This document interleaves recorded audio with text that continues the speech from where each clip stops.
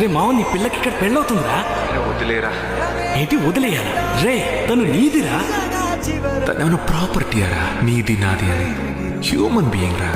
వేరొకరి చేతుల్లో నీ చెయ్యి చూస్తున్నానే, బరువుగా నిండున్నా బాధలోనే.